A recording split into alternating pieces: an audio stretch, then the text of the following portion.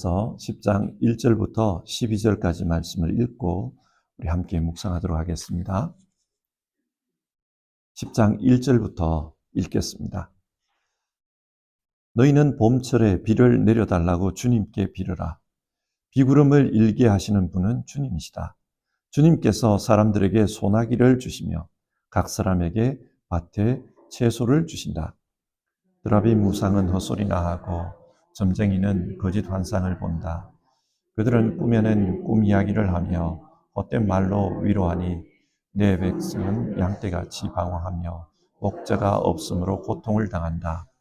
나의 분노가 목자들에게 불처럼 타오른다. 내가 지도자들을 벌하겠다. 만군의 주님께서 그의 양무리인 유다 백성을 돌보시고 전쟁터를 달리는 날랜 말같이 만드실 것이다. 유다에서 모퉁이 돌과 같은 사람이 나오고 그에게서 장막 기둥과 같은 사람이 나온다. 그에게서 전투용 활 같은 사람이 나오고 그에게서 온갖 통치자가 나온다. 그들은 모두 용사같이 전쟁할 때의 진흙탕 길에서 원수를 밟으면서 나아가는 사람들이다. 주님께서 그들과 함께 계시니 원수의 기마대를 부끄럽게 할 것이다. 내가 유다 족속을 강하게 하고 요셉 족속을 구원하겠다. 내가 그들을 불쌍히 여기고 그들을 모두 고향으로 돌아오게 할 것이니 나에게 버림받은 적이 없는 사람들 같이 될 것이다. 나는 주 그들의 하나님이다. 그들이 기도할 때마다 응답하겠다. 에브라임 사람들은 용사같이 되며 그들의 마음은 포도주를 마신 듯이 기쁠 것이다. 그들의 아들, 딸들도 구원을 보고 기뻐할 것이며 나 주가 한 일을 본 그들의 마음이 즐거울 것이다. 내가 휘바람을 불어서 그들을 모으겠다. 내가 이미 그들을 구원하였으니 그들이 옛날처럼 다시 번성할 것이다. 내가 그들을 씨를 뿌리듯이 여러 백성들 가운데 흩어버려도 그들은 멀리서도 나를 기억할 것이며 아들, 딸과 함께 살아있다가 돌아오게 될 것이다. 내가 그들을 이집트 땅에서 돌아오게 하고 아시리아에서도 돌아오게 하겠다. 내가 그들을 길르앗 땅과 레바논으로 데려올 것이니 그 땅이 살기에 비좁을 것이다. 그들이 고난의 바다를 지나올 때에 나주가 바다 물결의 기세를 꺾을 것이니 나일강이 그 바다까지 다 마를 것이다. 아시리아의 교만이 꺾일 것이며 이집트의 왕권도 사라질 것이다. 내 백성이 나주를 힘입어서 강해지도록 하겠다. 그들이 내 이름을 앞세우고 늠름하게 나아갈 것이다. 나 주의 말이다. 아멘. 스가랴서 9장부터 14장까지는 미래에 있을 회복에 대한 말씀입니다. 당시 이스라엘은 포로 생활에서 돌아와서 새로운 공동체를 세우고 있었습니다.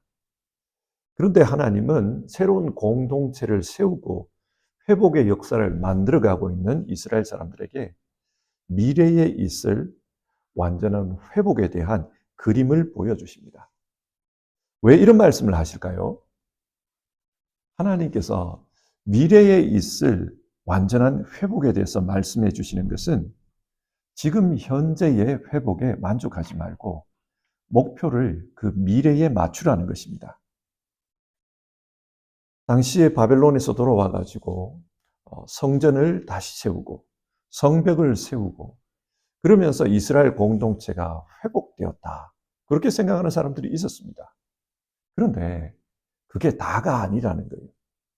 온전한 회복은 그런 불완전한 게 아니라는 겁니다.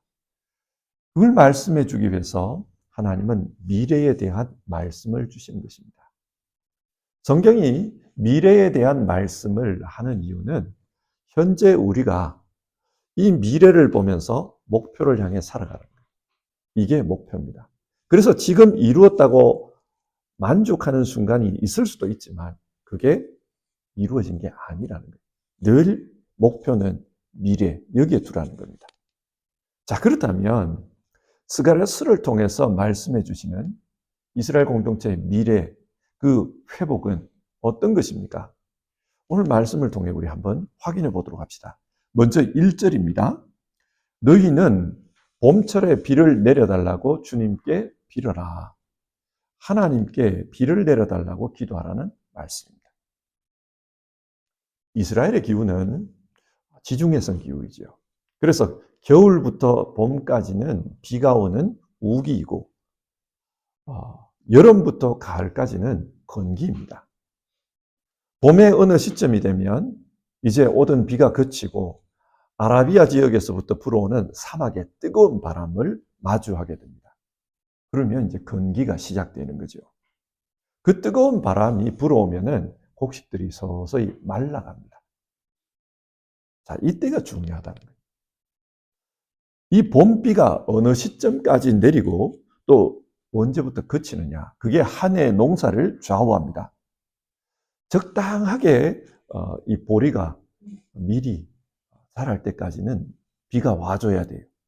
그리고 이제는 알곡이 차기 시작하면은 그때는 비가 그쳐야 합니다. 그래야 알곡이 알이 차이고 그 말라 들어가는 거죠. 든실하게 결실이 되는 겁니다. 그래야 그 해에 풍년이 집니다. 그런데 그렇지 않고 만약에 너무 비가 오지 않는다, 일찍 비가 그쳐버렸다, 그러면 식물이 성장하지를 못합니다. 그러면 흉년이 되는 겁니다.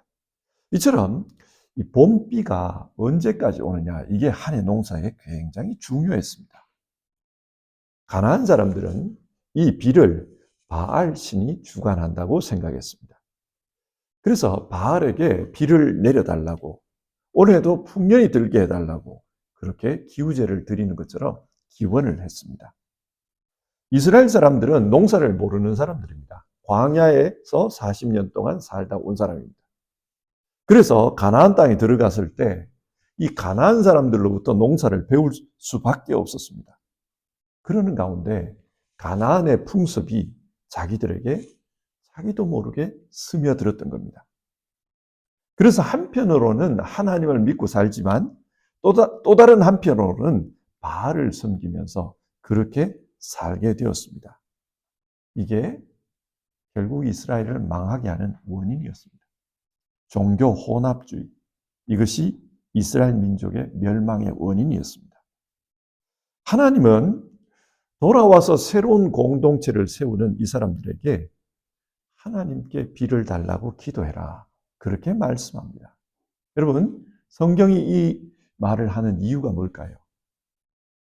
하나님은 지금 봄비에 대한 이야기를 하지만 궁극적으로는 이스라엘의 신앙 회복에 대해서 말씀합니다.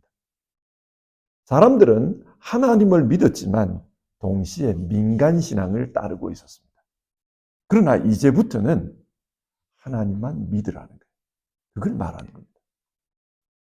2절을 보면 사람들이 드라빔과 점쟁이를 찾아가서 신탁을 구하는 장면이 나옵니다. 드라빔 우상은 헛소리나 하고 점쟁이는 거짓 환상을 본다. 그들은 꿈에는 꿈 이야기를 하며 헛된 말로 위로하니. 드라빔은 개인이 소장하고 있던 수호신 같은 거예요. 우상입니다. 사람들은 자기의 수호신 같은 그 무엇에게다가 기도하고 묻는다는 거예요. 또 점쟁이를 찾아가서 앞으로 어떻게 될 것 같습니까? 묻는다는 거예요. 여러분, 하나님을 믿는 사람들이 왜 드라빔을 찾고 점쟁이를 찾았을까요? 2절에 헛된 말로 위로하니, 이 말이 나오잖아요. 이 말에서 우리가 유추해 보면은 사람들은 위로가 필요했던 거예요. 어떤 문제를 만나서 어려움을 당합니다. 위로가 필요한 거예요. 이 위로라는 말을 좀 다르게 생각해 보면 해법을 찾는 거예요. 이런 어려움을 당했는데 내가 어떻게 하면 이 어려움을 이겨내겠습니까? 그걸 점쟁이들한테 찾아가서 묻는 겁니다. 자, 그러면 이런 질문이 들지 않습니까? 하나님을 믿고 있는데도 왜 하나님으로부터는 응답을 듣지 못한 것일까요? 하나님으로부터 응답이 없으니까 점쟁이를 찾아간 거 아니겠습니까? 2절 끝부분을 보면 이런 말씀이 나와요. 백성은 양떼같이 방황하며 목자가 없으므로 고통을 당한다. 목자가 없기 때문에 이런 일이 벌어지고 있다는 겁니다. 그러면 여기서 말하는 목자가 누굽니까? 성경을 보면 목자는 우선적으로 하나님을 의미할 때가 많습니다. 다윗이 그렇게 노래하지 않습니까? 여호와는 나의 목자시니. 하나님이 목자입니다. 그리고 또 성경을 보면 하나님께서 세우신 지도자들을 목자라고 부르는 경우가 많습니다. 예를 들어 정치적으로는 왕들이 목자입니다. 또 종교적인 영역으로 가면 제사장과 예언자를 목자라고 부릅니다. 3절에 이런 말씀이 나와요. 나의 분노가 목자들에게 불처럼 타오른다. 내가 지도자들을 벌하겠다. 이 말씀에서 분명히 말합니다. 오늘 본문이 말하는 목자는 이스라엘의 지도자들입니다. 당시 이스라엘에는 하나님의 뜻을 알고 하나님의 뜻대로 백성들을 인도하는 그런 지도자가 없었다는 것입니다. 그러다 보니 백성들이 영적으로 방황합니다. 그리고 그 영적 공허함을 채우기 위해서 드라빔에게 매달리고 점쟁이들을 찾아갔다는 것입니다. 이 점쟁이들에게 답이 주어졌을까요? 아닙니다. 그래서 백성들은 길을 잃어버린 겁니다. 농사가 잘 되게 해달라고 점쟁이들에게 찾아가서 빌었습니다. 그런데 해결이 안 돼요. 이런 식으로 살아왔습니다. 이런 식으로 방황했습니다.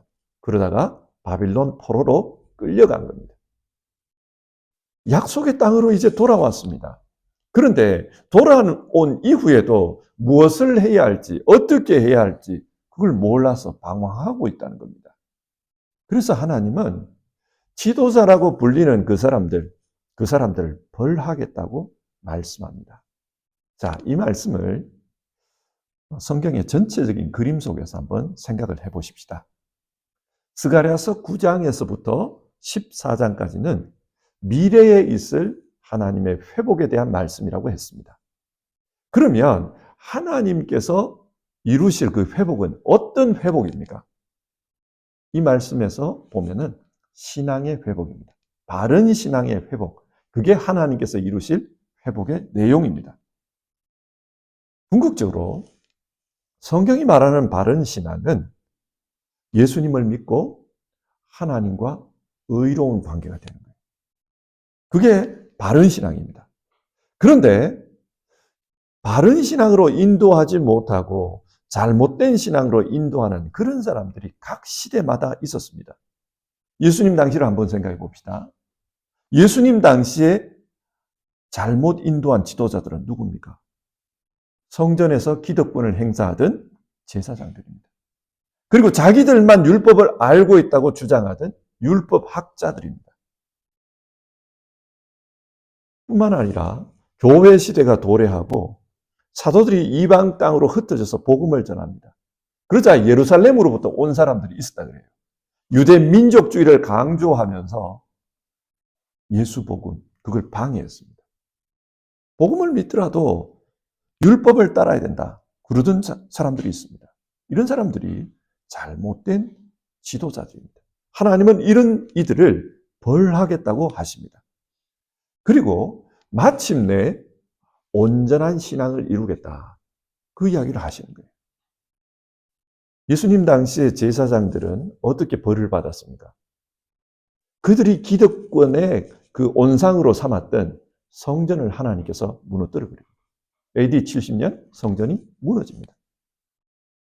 율법학자들은 회당을 중심으로 해서 그리고 이스라엘 공동체 내에서 사람들을 가르침으로써 자기들의 기득권을 견고하게 다져가고 있었습니다. 그런데 로마에 의해서 이스라엘이 망하고 사람들이 끌려갑니다. 디아스포라로 흩어지게 됩니다. 이런 식으로 벌을 받았습니다. 자, 4절을 보면은 이 바른 신앙을 위해서 나타나는 이가 있어요. 유다에서 모퉁이 돌과 같은 사람이 나오고 그에게서 장막 기둥과 같은 사람이 나온다. 자, 여기서 모퉁이 돌이 누구일까요? 아마 그 당시 사람들은 여러 사람들을 생각했을 겁니다. 그러나 성경 전체를 보고 우리가 판단하면 예수님입니다. 이 모퉁이 돌이라는 말은 이스라엘 사회에서 건물을 지을 때 기초가 되는 돌입니다. 이 돌이 잘못되면 건물 전체가 무너져요. 예수님은 자기 스스로를 건축자들이 버려버린 모퉁이 돌이다. 그런 말씀을 하셨어요. 하나님의 새로운 공동체를 세우기 위해서 하나님께서 보내신 기초와 같은 분이라는 말이지요. 그런데 건축자들이 버렸다. 그 건축자가 누구냐? 유대 종교 지도자들입니다. 유대 종교 지도자들은 예수님을 인정하지 않았습니다. 그러나 예수님은 이 자기 위에 새로운 하나님의 공동체를 세우겠다는 거예요. 베드로와의 대화를 한번 생각해 보십시오. 이 반석 위에 내 교회를 세우리니 음부의 권세가 이기지 못할 것이다. 예수님은 주는 그리스도시요 살아계신 하나님의 아들입니다. 예수님을 믿는 그 믿음 위에다가 교회를 세우겠다고 말씀하셨습니다. 그 교회가 마지막에 세워질 하나님의 공동체였던 겁니다. 그리고 이 모퉁이 돌로부터 장막 기둥과 같은 사람이 나온다고 했습니다. 그리고 4절을 계속해서 읽어보면은 또 그 전투용 활과 같은 영적인 전쟁에 쓰임 받는 자들이 나온다고 합니다. 자, 이들이 누굴까요? 예수님께서 교회를 세우실 때 성령을 보내어 사람들을 감동시킵니다. 그리고 그들이 마치 텐트를 세울 때 장막 기둥을 세우듯이 그 기둥 역할을 한 사람들이 있어요. 예수님의 제자들입니다. 그리고 그들로부터 전투용 활을 쏘는 사람들이 나와요. 영적 전쟁을 하는 사람들입니다. 그 예루살렘에서 또 흩어진 이방 땅에서 영적인 싸움을 하면서 복음을 전하던 그 사람들이 바로 이 사람들입니다. 자, 이들이 어떤 일을 하는가? 5절입니다. 그들은 모두 용사와 같이 전쟁할 때에 진흙탕 길에서 원수를 밟으면서 나아가는 사람들이다. 사도행전을 보면 제자들은 보잘것없는 어부 출신이지만 그런데 그 보잘것없는 사람들이 하나님 나라에서 얼마나 큰 일을 하는지 우리가 보게 됩니다. 귀신들이 물러갑니다. 그리고 이방의 권세들이 물러갑니다. 하나님께서 이들을 통해서 싸우고 계셨다는 것을 알 수 있습니다. 자, 이상의 말씀에서 하나님의 회복의 역사는 어떻게 일어나는가? 바른 신앙을 회복함으로써 일어난다는 거예요. 그리고 그 바른 신앙은 어떻게 회복되는가? 예수 그리스도를 통해서 회복된다. 그걸 말씀합니다. 두 번째로 하나님께서 미래에 있을 회복에 대해서 말씀하는데 그 회복이 어떤 회복이냐? 공동체의 회복입니다. 6절을 보시면 내가 유다 족속을 강하게 하고 요셉 족속을 구원하겠다. 유다 족속, 요셉 족속 이게 이스라엘 남왕국과 이스라엘 북왕국을 의미합니다. 유다 왕국, 이스라엘 왕국 그렇게 되죠. 이스라엘이 이렇게 남과 북으로 분열을 한 결과 민족의 힘이 분산되어 버렸어요. 힘이 분산되니까 나라가 강할 수가 없습니다. 그래서 바빌론과 아시리아에게 각각 망해가지고 이방 땅으로 흩어집니다. 근데 하나님께서 흩어진 그 백성들을 다시 불러 모으겠다고 하십니다. 그리고 하나의 공동체로 만들겠다는 거예요. 8절을 보시면 내가 휘파람을 불어서 그들을 모으겠다. 이것은 하나의 그 장면을 묘사하는 거예요. 목동들이 양을 불러 모을 때 휘파람을 부릅니다. 그처럼 하나님께서 자기 백성들을, 흩어져 있는 자기 백성들을 그렇게 불러 모으겠다는 거예요. 9절, 내가 그들을 씨를 뿌리듯이 여러 백성들 가운데 흩어버려도 그들은 멀리서도 나를 기억할 것이며 아들, 딸과 함께 살아있다가 돌아오게 될 것이다. 디아스포라에 흩어져 있는 그런 사람들을 불러 모읍니다. 그래서 10절을 보면 이집트와 아시리아, 길르앗과 레바논에서 다시 돌아온다. 그 말이 나와요. 또 11절을 보면 바다를 건너서 돌아온다는 말씀이 있습니다. 자, 이렇게 돌아오면은 어떻게 됩니까? 7절. 에브라임 사람들은 용사와 같이 되며 그들의 마음은 포도주를 마신 듯이 기쁠 것이다. 그들의 아들, 딸도 구원을 보고 기뻐할 것이며 나 주가 한 일을 본 그들의 마음이 즐거울 것이다. 사람들이 기뻐할 것이라고 합니다.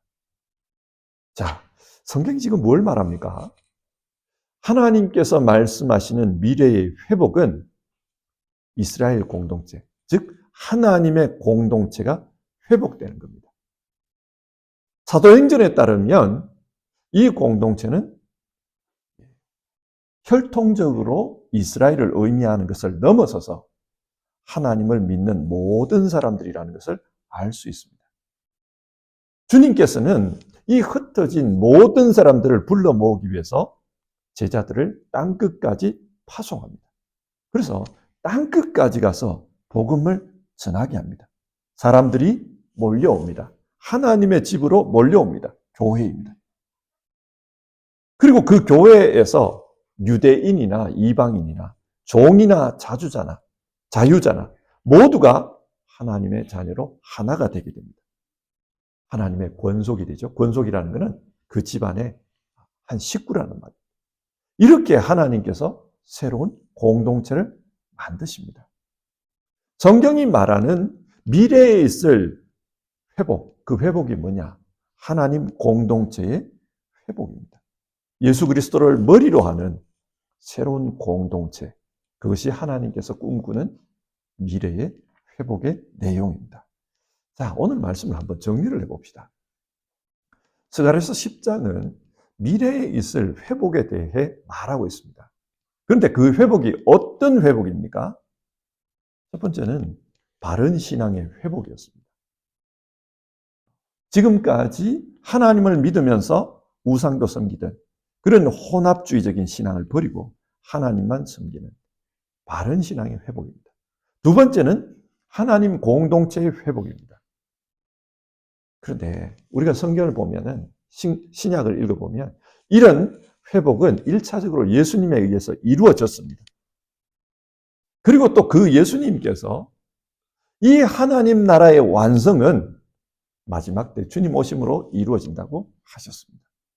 그래서 요한계시록 21장을 보면요.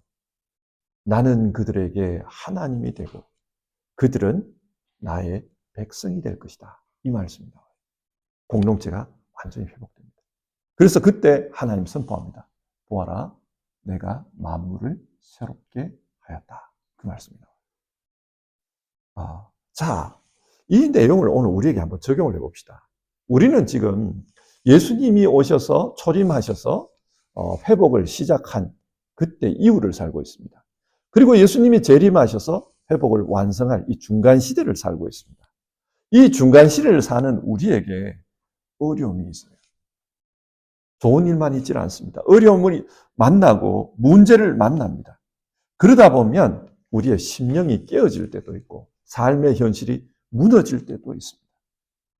자, 이런 상황을 살아가는 우리가 오늘 성경이 말씀하는 이 회복의 말씀을 어떻게 받아들여야 할까요? 우리가 어려움을 당했을 때 이걸 생각이 됩니다. 내가 어려움을 당하고 무너질 때 하나님은 나를 회복시키실 거다. 그런데 하나님이 원하는 회복이 뭐냐라는 거예요. 첫 번째는 믿음의 회복이라고 했습니다. 내가 문제를 만나고 내가 어려움을 만나서 낙심하고 넘어질 때 그때 하나님이 내게 원하시는 회복은 믿음의 회복이라는 겁니다.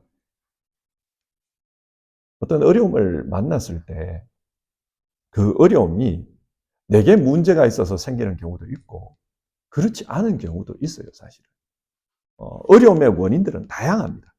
그러나 우리가 문제를 만났을 때 기본적으로 가져야 될 마음은 하나님, 내 신앙에 있어서 문제가 있습니까? 그래서 하나님께서 내 신앙이 회복되라고 지금 이런 어려움을 주셨습니까? 우리가 그걸 질문해 봐야 돼요. 왜 그런가? 우리 시대에도 오늘 성경에서 살펴본 것처럼 하나님을 믿지만 민간 신앙에 의지하는 사람들 참 많습니다. 교회 다니지만 전보로 다니는 사람들 많고요.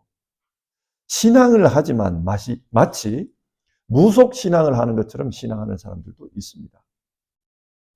겉으로 보면은 이게 기독교인인가 이게 무속인인가 싶을 정도의 그런 사람들도 있습니다. 그래서 우리는 이런 시대를 살면서 하나님, 내 신앙이 하나님 마음에 안 드십니까? 돌아보는 마음이 필요해요. 그리고 교회 다니는 사람들 중에 다수는 점집을 찾아다니거나 우상 섬기러 다니거나 그러진 않잖아요. 그런데 우리 안에 하나님의 음성을 듣지 못하는 신앙이 더 많아요. 왜 그렇습니까? 형식적인 신앙, 습관적인 신앙이 굳어져 버린 사람들이죠. 신앙한다는 게 뭐냐? 교회 가가지고 이런 빵 하나 얻어먹고 오는 거다. 그렇게 생각하는 사람들 많아요. 신앙한 게 뭐냐? 일요일이 되면은 교회 가서 한 2시간 앉아있다 오는 거다. 그렇게 생각하는 사람이 많아요. 하나님의 음성, 하나님의 뜻, 거기에는 둔감한 사람들이 있습니다. 그래서 우리는 돌아봐야 됩니다. 하나님께서 내게 원하시는 신앙이 뭐냐? 나는 바른 신앙의 자리에 지금 서 있느냐? 그걸 돌아봐야 됩니다. 바빌론 포로에 끌려갔던 사람들이 왜 우리는 이렇게 포로가 되었습니까? 그것을 돌아봤습니다. 그리고 우리가 이러했기 때문에 하나님이 우리를 치셨구나. 그리고 하나님께로 돌아갑니다. 그게 회개입니다. 돌아가는 것. 그게 회개입니다. 우리 역시도 마찬가지입니다. 어려움이 생겼을 때, 하나님의 회복을 바랄 때, 먼저 우리는 우리 신앙의 문제를 살펴보아야 합니다. 또 하나는 공동체의 문제입니다. 하나님께서 공동체를 세우는 꿈을 가지고 계십니다. 그래서 우리도 내가 내 삶에 있어서 회복되어야 될 문제, 이걸 생각할 때 공동체를 생각해야 돼요. 교회에서 공동체 그러면 늘 교회만 생각합니다. 그런데 성경이 말하는 하나님의 공동체는 가정도 공동체입니다. 교회도 공동체고요. 그리고 하나님께서 정해 주신 그 사회, 그것도 공동체입니다.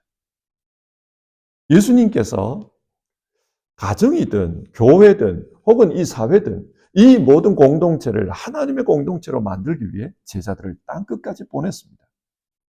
그렇다면 내가 서 있는 가정, 내가 서 있는 교회, 내가 서 있는 사회, 여기도 땅끝이라고 생각하는 것이 옳습니다. 내가 이 공동체 내에서 하나님의 회복을 위해 어떤 삶을 살고 있나, 우리가 그것을 돌아보는 것이 중요합니다. 우리 교회는 그런 분이 없을 것 같은데 간혹 보면 그래요. 교회에서는 정말 천사인데 집에 가면 악마가 되는 분들이 있어요. 교회에서는 말을 너무 정말 예쁘게 하시는데 집에 가면 험악해지는 분들이 있어요. 그러면 교회에서는 괜찮은데 가정 공동체가 상처를 받고 멍들어버리고 그런 경우가 있습니다. 그래서 여러분, 나는 하나님께서 보내신 이 공동체에서 내가 어떻게 살고 있나, 어떤 회복을 원하시나, 우리가 그것을 살펴보았으면 좋겠습니다. 주님께서는 마지막 때에 새 하늘과 새 땅, 하나님의 공동체를 완성하실 겁니다. 우리는 그때까지 불완전한 이 공동체 속에서 살고 있죠. 가정도, 교회도, 사회도. 그리고 우리 역시도 하나님을 믿는다고 하지만 때로는 불완전한 신앙으로 그렇게 살아갈 때가 있습니다. 그래서 오늘 하루 회복에 대한 말씀을 보면서 이 문제를 가지고 기도했으면 좋겠습니다. 하나님, 내 신앙의 문제에 있어서 온전한 회복을 기도합니다. 하나님, 내가 서 있는 이 공동체가 하나님의 뜻대로 회복되기를 기도합니다. 우리가 그런 기도하면서 하루를 시작해 봅시다. 우리 찬송가 부르고요. 같이 기도하겠습니다. 찬송가